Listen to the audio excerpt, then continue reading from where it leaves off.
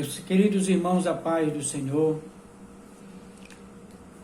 quero agradecer a Deus pela oportunidade de meditar mais uma vez na sua palavra. Hoje eu quero trazer uma rápida reflexão a respeito do pecado, algo questionado e muito idealizado e especulado. O que é o pecado? O que isso implica na vida do homem para com Deus? O que isso implica na vida pessoal, na vida a dois, na vida familiar, na sociedade? Quais as consequências e o que de fato é pecado? Nós temos algumas definições, que é transgredir, é ofender a Deus, é desobedecer, é tudo que é pecado é o que transgride uma lei, um mandamento, uma ordem, é a desobediência. E por conta disso, o homem, o ser humano, a humanidade sofre pelas consequências, às vezes de escolhas mal analisadas, às vezes de atitudes tomadas bruscamente, às vezes de desejos com o sentido de que, ou com convicções de que vai dar certo, ou por impulso, ou por desejos internos, intenções do coração. Mas vamos ver o que a Bíblia nos mostra, como ela começa falando e aconselhando o homem, o ser humano, em que diz respeito ao pecado, suas consequências e como o homem pode viver e desfrutar da vida sem o pecado. Eu convido você para abrir a sua Bíblia no Salmo de número 32. Os dois primeiros versos, ela traz aqui uma alusão como é uma vida sem pecado, sem culpa e sem transgressão ou sem ofensa a Deus. Abra sua Bíblia no livro de Salmo, de número 32. Vamos ver o que a Bíblia diz nos dois primeiros versos. O primeiro verso diz assim: como é feliz aquele que tem suas transgressões perdoadas. Talvez na sua tradução esteja que bem-aventurado é o homem que tem suas transgressões apagadas ou sua iniquidade. Então a Bíblia já mostra aqui que o ser humano pode ser feliz na obediência aos conselhos, às ordens e ao mandamento de Deus. Olha o verso 2. Como é feliz aquele a quem o Senhor não atribui culpa e em quem não há hipocrisia, não há falsidade, não há desculpas, ou mentira, ou acusações a terceiro. Então, a Bíblia aqui traz, a primeira parte, uma alusão, como o homem pode desfrutar da vida na sua bondade, no seu curso, e ter paz consigo mesmo e ter paz com Deus, porque Deus não lhe atribui culpa, Deus não lhe julga, Deus, o homem e Deus andam de mão dadas, porque a fonte da felicidade é Deus. A fonte da vida sem conflito é Deus. Da vida sem guerra, falando de vida pessoal, como você vive no seu interior, na sua alma, no seu dia a dia, vive em conflito consigo mesmo, vive em conflito, em questionamento com Deus. Cada vez que nós nos encontramos assim, algo não está bem em nós mesmos. Então, o pecado gera conflito entre o homem e Deus. A transgressão, a desobediência, traz um rompimento entre o homem e Deus. Mas vamos continuar na Bíblia, nas suas definições. Olha o que a Bíblia diz em Provérbios, capítulo de número 8, o verso de número 13, como nós podemos nos desviar dessa força dominadora e influenciadora. Provérbios, capítulo de número 8, e o verso de número 13 diz assim: temer o Senhor é odiar o mal.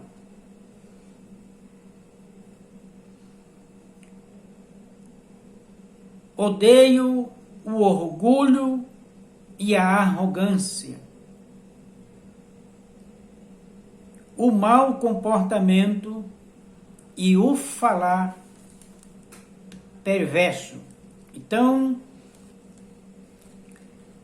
se eu aborrecer o mal, se eu olho para determinadas ações, comportamentos, e isso me gera repulsa, mas principalmente quando eu olho para o meu comportamento, para os meus pensamentos, para as minhas atitudes e para os meus anseios, como eu encaro isso?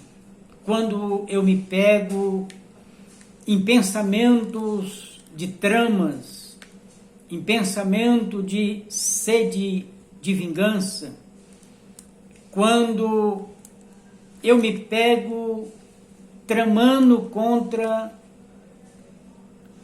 pessoas que eu não concordo com os seus atos, como eu encaro isso? Então isso é fruto do pecado. Eu entro em conflito comigo mesmo, dando valores ou alimentando os meus anseios, meus impulsos, minhas intenções. Tudo isso é fruto do pecado que gera conflito dentro de mim. Mas aqui a Bíblia está dizendo que quando eu sirvo, ou eu temo a Deus, ou eu guardo as suas palavras, ou eu sigo os seus conselhos, eu consigo frear esse tipo de ações dentro de mim, intenções dentro de mim.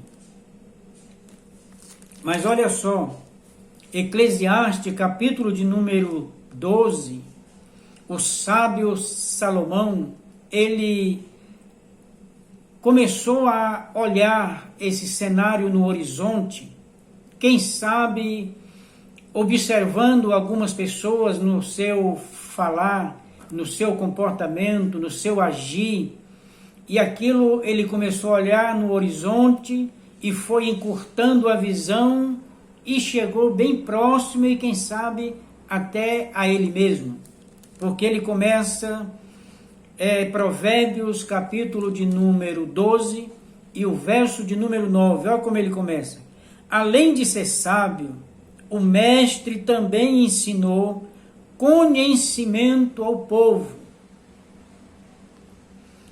Ele escutou, examinou e colecionou muitos provérbios procurou também encontrar as palavras certas. E o que ele escreveu era reto e verdadeiro. Verso de número 11. As palavras dos sábios são como aguilhão. Aguilhões, a coleção dos seus ditos dos seus ditos são como pregos bem fixados, proveniente do único pastor. Ele não analisou o que ele estava tentando chegar a uma conclusão com suas ideias, com seus pensamentos. Ele estava tentando entender como Deus olhava o comportamento humano, como as pessoas pensavam. E olha só, ele diz no verso 12, cuidado, meu filho,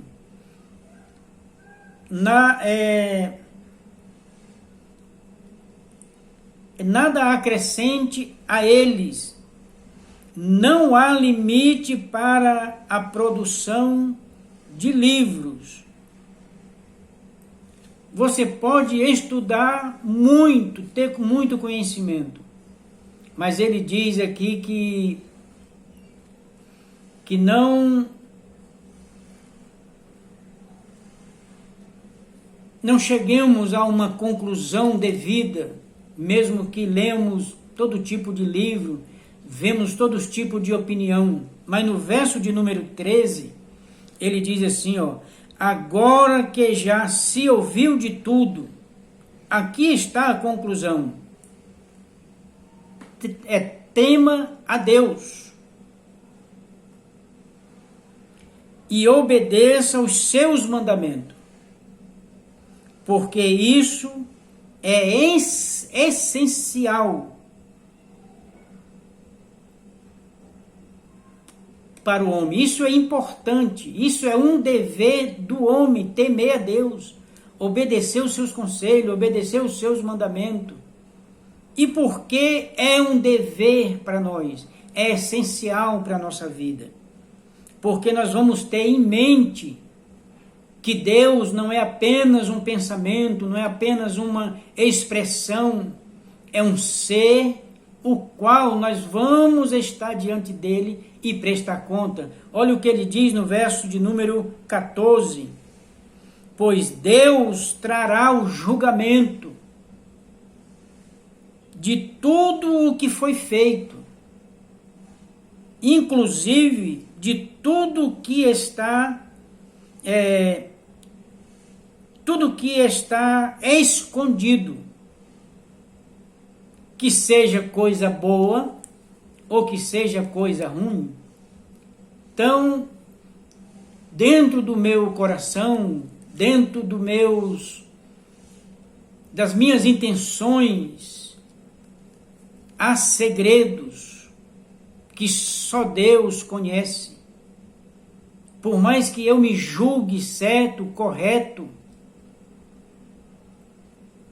que não cometo transgressão, não desobedeço, mas e as minhas intenções?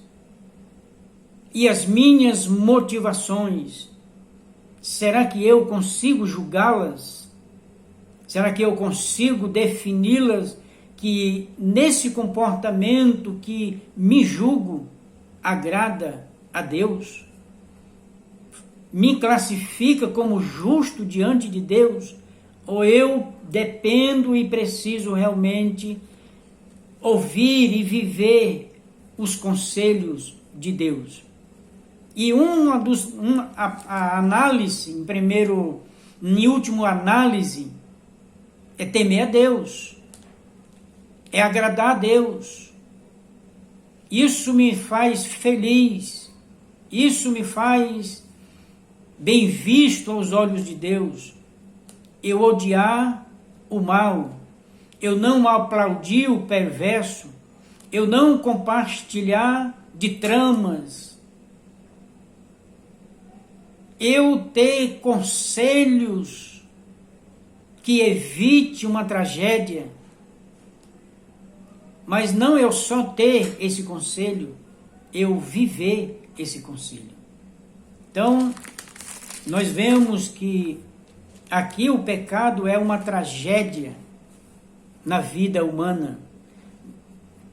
Porém, não é só uma tragédia na vida humana por determinados acontecimentos. O pecado, a transgressão, a desobediência afasta o homem de Deus. E por afastar o homem de Deus, nós entramos em conflito, às vezes em desatino, por não ter a percepção correta do certo e do errado. Então eu quero, nessa reflexão, passar para mim e para você que o pecado é uma afronta a Deus e ao Deus vivo, mas nós temos uma boa notícia para isso, porque a Bíblia nos mostra que em João, capítulo de número 3 e o verso 16, porque Deus amou o mundo de tal maneira que enviou o seu Filho amado para que todo aquele que nele crê não pereça, não sofra, não morra, mas tenha a vida eterna. Então nós sofremos essa afronta o tempo todo e todo o tempo, que nos torna astutos, nos influencia a tramas, nos amarga a alma, muitas vezes nos influencia ao ódio, à ira, à sede de vingança. E a Bíblia diz que o único que pode vingar ou fazer justiça é o justo juiz, o Deus de toda a justiça. Então fique com essa reflexão e pense nisso. Se você serve a Deus, busque resposta na Bíblia Sagrada. Tente viver os mandamentos, porque assim nós conseguimos testemunhos de Deus e nos desviamos do mal. Eu quero orar pela sua vida. Senhor, em nome de Jesus, que a tua graça e misericórdia que tem nos alcançado e a tua mensagem de um novo dia, das boas novas do teu reino, que é a mensagem do Evangelho, trazendo a esperança de um novo dia, de nos livrar da ira vindoura.